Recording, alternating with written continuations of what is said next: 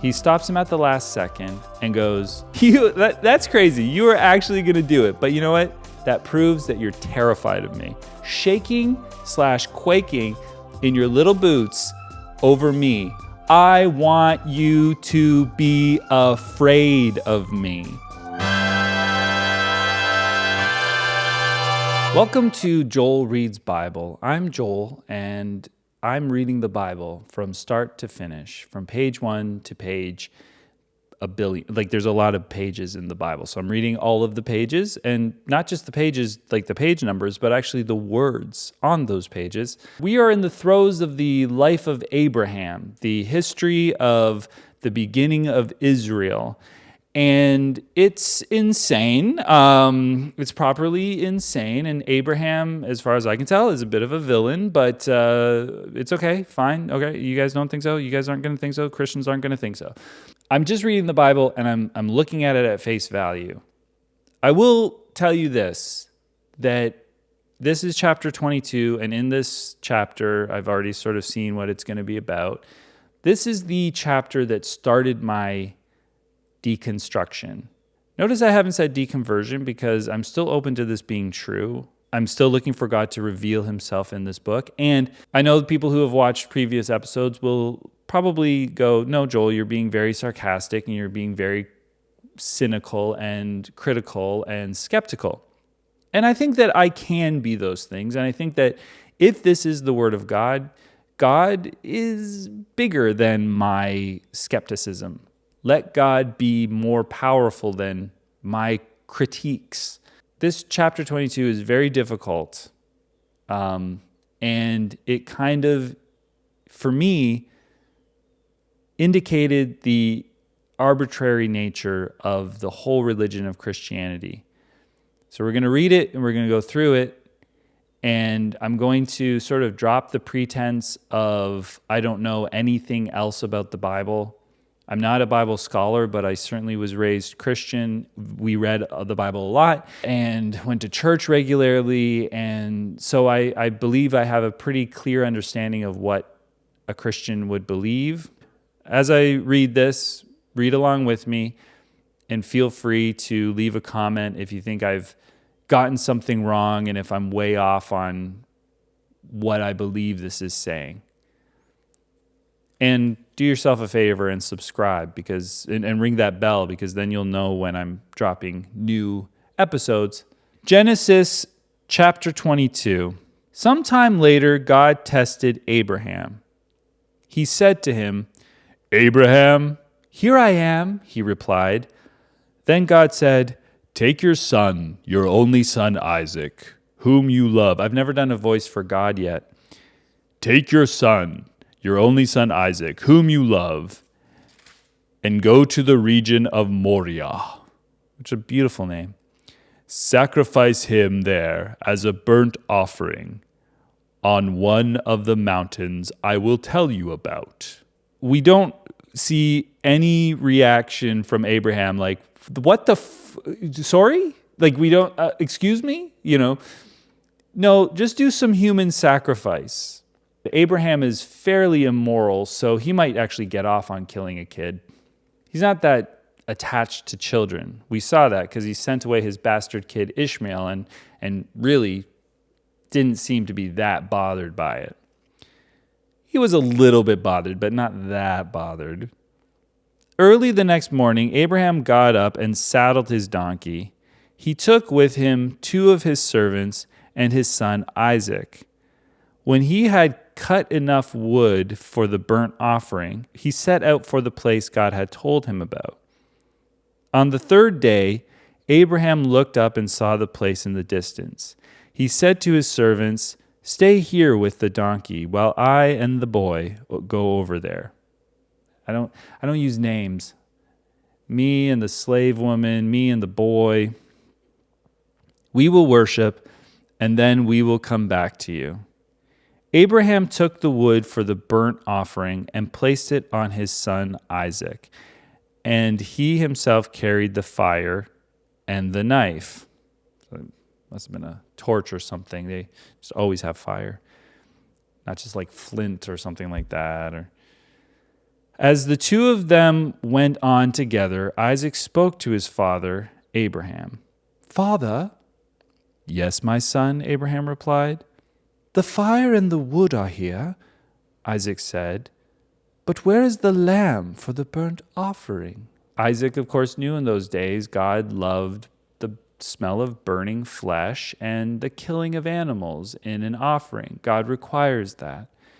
Why that's the system, it is not clear, but it is the system. Abraham answered, "God himself will provide the lamb for the burnt offering, my son." And the two of them went on together. When they reached the place God had told him about, Abraham built an altar there and arranged the wood on it. He bound his son Isaac and laid him on the altar on top of the wood. Then he reached out his hand and took the knife to slay his son. He was going to do it. In his heart, Abraham, you look at someone with hatred in your heart, you're a murderer. If you raise the knife to kill your son, you've killed your son. It's got to be true. His intention is to kill his son, which is a good thing. Okay? Biblically speaking, his obedience and killing his son is a good thing. This is the good guy in this book. And you also have to keep in mind, we look at these characters, again, I've said this before, as otherworldly. It's like they didn't have interpersonal human relationships the way we do with our kids or with our parents or with people that we see around. They don't develop those types of human relationships with emotions and things. The reason why this wouldn't be that great for Abraham is because he's like, this was supposed to be the guy that's going to, send my bloodline forward. This was supposed to be the guy that's going to do, like, get my inheritance and all that. Like, that's what his priority is. That's not the relationship I have with this person. Why did we become such relational beings? Because it doesn't seem like we were back then. So much of Christianity is God wanting a relationship with us, but so far, we do not see any sort of relationship the way I understand it. Like, I don't see love the way I understand it, where you actually interact with someone and you care about them and you care about their well-being. You're not so much worried about their lineage going forward or something like that. You're actually concerned with their happiness and their existence, their mental health. Let's think about Isaac in this moment. His dad's holding a knife over him. He's going to stab him. And yeah, maybe it's for God and maybe he's willing. Let's read further. But what's that going to do to someone's mental health? What does indoctrination do to someone's mental health? What does believing that this might be okay and being and resting in it do to someone's mental health? Where does someone's mental state have to be to put their son on an altar? When you read the Bible, you go, different time, different type of people, really weird. But if you go nowadays, you'd be like, if it doesn't go through with it and he just almost kills him, that's going to cause a lot of trauma for the person who almost got killed. We know that. We can see that now. But for some reason, the Bible gets a pass, and these people get a pass. Because why? They were illiterate people in a desert? Or because they didn't quite actually exist, and this is an interesting myth? And that's not even my prime problem with this passage. But the angel of the Lord called out to him from heaven, "Abraham, Abraham!" "Here I am," he replied. "Do not lay a hand on the boy," he said. "Do not do anything to him. Now I know that you fear God, because you have not withheld from me your son, your only son, Ishmael." God has tested Abraham. This is important. God has tested Abraham to see if he would indeed kill his son. He stops him at the last second and goes, great job. You were actually going to do it too. That's crazy. You were actually going to do it. But you know what? That proves that you're terrified of me. And that's what you need to be. You need to be shaking/quaking in your little boots over me. I want you to be afraid of me. Abraham looked up, and there in a thicket he saw a ram caught by its horns. He went over and took the ram and sacrificed it as a burnt offering instead of his son. So Abraham called that place, "The Lord will provide." And to this day it is said, "On the mountain of the Lord it will be provided." This is where things get really interesting. Abraham looks over and sees a ram. This is a ram that God has provided. It's caught in the thicket. Now, we are probably to believe that God put the ram there.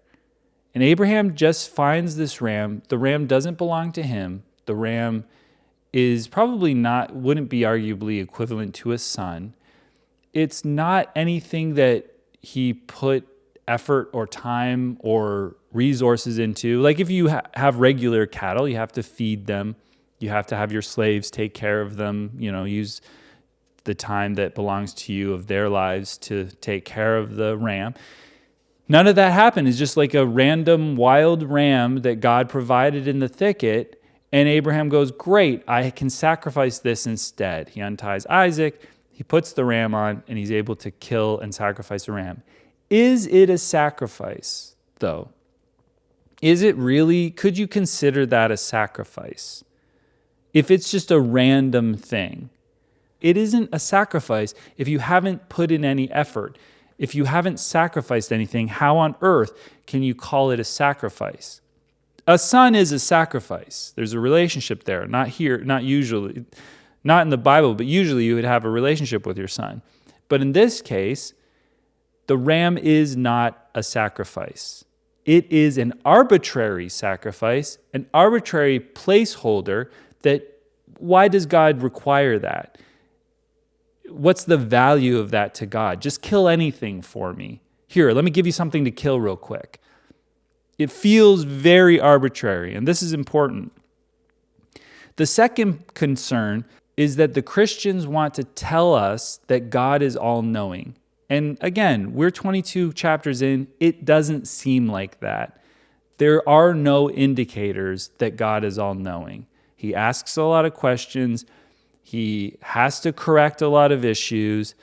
And who knows, it doesn't really show if he knew what was going to happen and where things were going. But if we are to believe that God is all-knowing, then why do the test?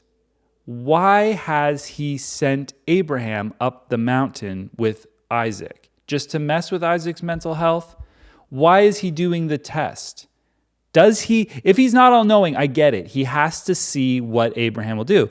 But if he's all-knowing, the test is arbitrary. He knows what the answer is going to be. And then after the test, the sacrifice is arbitrary. We're jumping ahead here. But for Christians, this story is analogous. It's a metaphor for Jesus Christ. It is the story of the sacrifice of Jesus done all the way back here in Genesis. But that just shows to me how absolutely arbitrary and pointless the sacrifice that Jesus made was, and how arbitrary and pointless the whole idea that our lives are a test, that we are put through suffering and we are confronted with choices and sin and all this stuff as a test. Because this is a test that God knows whether or not we will pass. He's fully aware, allegedly. Again, not shown here yet. And then God, who came up with this concept of you got to kill an animal for me, something's got to die. Something has to die for me, regularly. He came up with that.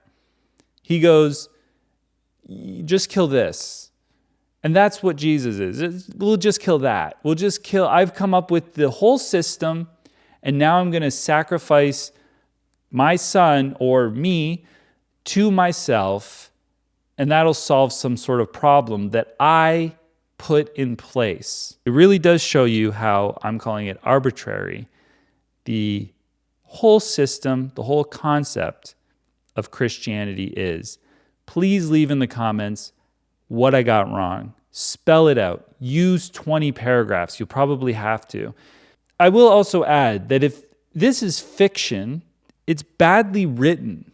If this was happening in Harry Potter or Lord of the Rings, you would go,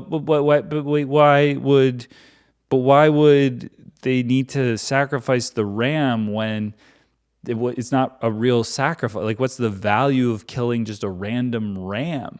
That's bad writing. The rule of this universe is that this character knows everything. Why is he testing people to see if they'll pass? Like, it's poorly written fiction if it's fiction. And if it's real, then this God is nuts. This God is out of his mind. And he's come up with all sorts of absolutely arbitrary rules that are pointless. The angel of the Lord called to Abraham from heaven a second time and said, I swear by myself. He doesn't have to swear by, I swear by God, who's me, declares the Lord, that because you have done this and have not withheld your son, your only son, I will surely bless you and make your descendants as numerous as the stars in the sky and the sand on the seashore. He already did that. You didn't have to go through this, Abraham, because he was already blessing you with that. How many times does he have to show you dust and stars and say, this is how many kids you're going to have? You won't be able to count them, which is probably true for everyone, by the way. It just keeps going. But now he's going, yeah, you almost killed your kid? Well, I'm also still going to give you countless descendants, as if that's something that's great, as if that's something that any of us should care about. Your descendants will take possession of the cities of their enemies, and through your offspring, all nations on earth will be blessed because you have obeyed me. Already a promise. We didn't need another game, God. And also, we know who these enemies are. They're the sons of Ham. We've already set it up. Then Abraham returned to his servants, and they set off together for Beersheba. And Abraham stayed in Beersheba. And this is a little paragraph that is probably going to be a waste of time. Sometime later, Abraham was told, Milcah is also a mother. She has borne sons to your brother Nahor, Uz, and the firstborn Buz, his brother Kemuel, the father of Aram, Kesed, Hazo, Pildash, Jidlaph, and Bethuel. Bethuel became the father of Rebekah. That's finally a name I can pronounce. Milcah bore these 8 sons to Abraham's brother Nahor. His concubine, whose name was Reumah, also had sons, Teba, Gaam, Tahash, and Makkah. Great.